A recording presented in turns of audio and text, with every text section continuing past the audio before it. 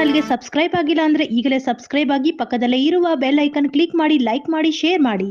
ಖಾಸಗಿ ಶಾಲೆಗಳಲ್ಲಿ ಡೊನೇಷನ್ ಹಾವಳಿ ತಪ್ಪಿಸಲು ರಕ್ಷಣಾ ವೇದಿಕೆ ಆಗ್ರಹ. ಹಗಲು ದರೋಡೆ ಮಾಡುತ್ತಿರುವ ಖಾಸಗಿ ಶಾಲೆಗಳ ವಿರುದ್ಧ ಕ್ರಮ ಜರುಗಿಸಲು ಮನವಿ. ಚಿಂತಾಮಣಿ: ಖಾಸಗಿ ಶಾಲೆಗಳಲ್ಲಿನ ಡೊನೇಷನ್ ಮತ್ತು ಹೆಚ್ಚು ಬೋಧನಾ ಶುಲ್ಕದ ಹಾವಳಿ ತಪ್ಪಿಸಬೇಕೆಂದು ಒತ್ತಾಯಿಸಿ ಕರ್ನಾಟಕ ರಕ್ಷಣಾ ವೇದಿಕೆ ಕನ್ನಡಪರ ಸಂಘಟನೆಗಳ ಒಕ್ಕೂಟದ ವತಿಯಿಂದ ಕ್ಷೇತ್ರ ಶಿಕ್ಷಣಾಧಿಕಾರಿಗಳ ಅನುಪಸ್ಥಿತಿಯಲ್ಲಿ ಇಲಾಖೆಯ ವ್ಯವಸ್ಥಾಪಕರಾದ ಸತ್ಯನಾರಾಯಣಗೌಡರವರಿಗೆ ಮನವಿ ಪತ್ರ ಸಲ್ಲಿಸಿದರು.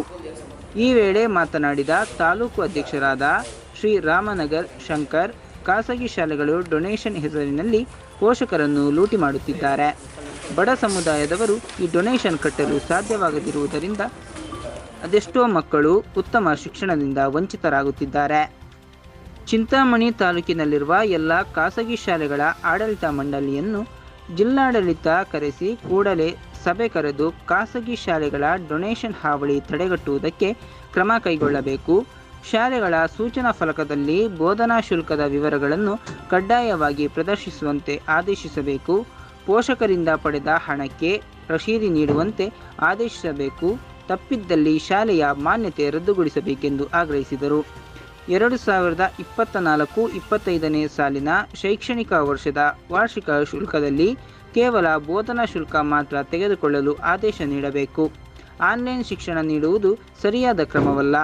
ರೋಸ್ಟರ್ ನಿಯಮ ಜಾರಿ ಮಾಡಿ ಶುಲ್ಕವನ್ನು ನಿಗದಿಗೊಳಿಸಿ ಶಾಲೆಯ ಮುಂಭಾಗದಲ್ಲಿ ಹಾಕಬೇಕು ಎಂಬ ನಿಯಮ ಇದ್ದರೂ ತಾಲೂಕಿನಲ್ಲಿ ಯಾವ ಶಾಲೆಗಳು ಸಹ ಈ ನಿಯಮ ಪಾಲಿಸುತ್ತಿಲ್ಲ ಎಂದು ದೂರಿದರು. ಈ ಸಂದರ್ಭದಲ್ಲಿ ನಗರಾಧ್ಯಕ್ಷರಾದ ಯೂನುಸ್ ಖಾನ್, ಗೌರವಾಧ್ಯಕ್ಷರಾದ ಇಲಿಯಾಸ್ ಖಾನ್, ಗುರುಪ್ರಸಾದ್ ಸೇರಿದಂತೆ ಸಂಘದ ಪದಾಧಿಕಾರಿಗಳು ಭಾಗವಹಿಸಿದ್ದರು. ಖಾಸಗಿ ಶಾಲೆಗಳ ಡೊನೇಷನ್ ಹಾವಳಿಯನ್ನು ನಮ್ಮ ಚಿಂತಾಮಣಿ ತಾಲೂಕಿನಲ್ಲಿ ಅತಿ ಹೆಚ್ಚು ನಡೀತಾ ಇದೆ. ದರೋಡೆ ನಡೀತಾ ಇದೆ, ಹಗಲು ದರೋಡೆ ನಡೀತಾ ಇದೆ. ಇದರ ಬಗ್ಗೆ ನಾವು ಕರ್ನಾಟಕ ರಕ್ಷಣಾ ವೇದಿಕೆ ವತಿಯಿಂದ ನಮ್ಮ PEO ಮೇಡಮ್ಗೆ ಒಂದು ಮನವಿಯನ್ನು ಕೊಟ್ಟಿದ್ದೇವೆ.